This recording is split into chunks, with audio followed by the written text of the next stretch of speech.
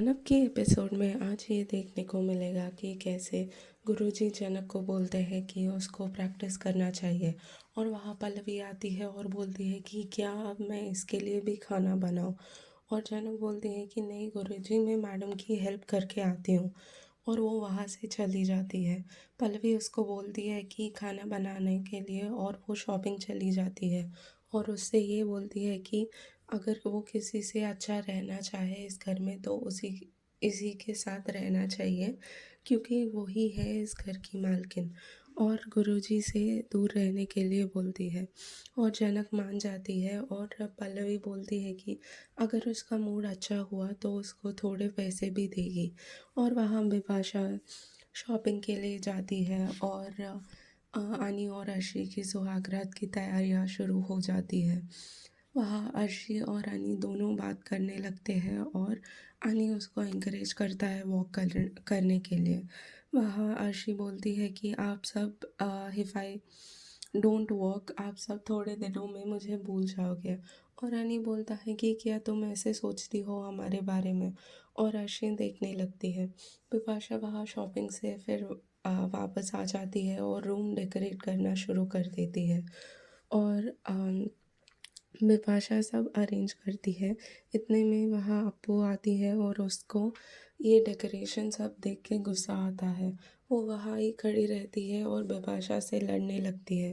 वो बोलती है कि इन लोगों ने सब मिलकर जनक को बाहर निकाल दिया, और जिसकी शादी हुई भी नहीं उसको ज़बरदस्ती एक दूसरे के साथ रख रहे हैं। और बिपाशा बोलती है कि ये कैसे बदतमीज़ी कर रही हो, और उसको वहाँ से जाने के लिए बोलती है। अप्पू बोलती है कि जनक को घर से निकाल दिया गया अकेले, और पता भी नहीं है कि वो कहाँ पर है, कैसे है।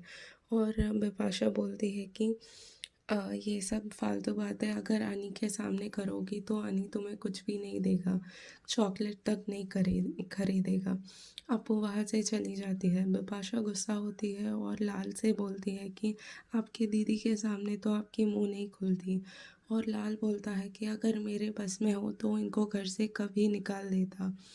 और बिपाशा को मनाने लगता है। रूमी और लाल चले जाते हैं और बिपाशा डेकोरेशन में रेडी हो जाती है। इतने में वहाँ जनक को चोरी करने की इल्ज़ाम में डालती है पल्लवी। वहाँ सब स्टूडेंट्स आते हैं और पूछते हैं कि क्या हुआ। पल्लवी बोलती है कि उसके कमरे से 10,000 रुपये नहीं मिल रहे हैं, और जनक पे इल्ज़ाम लगा देती है। जनक अपने बैग्स सब निकाल के लाते हैं वो स्टूडेंट्स।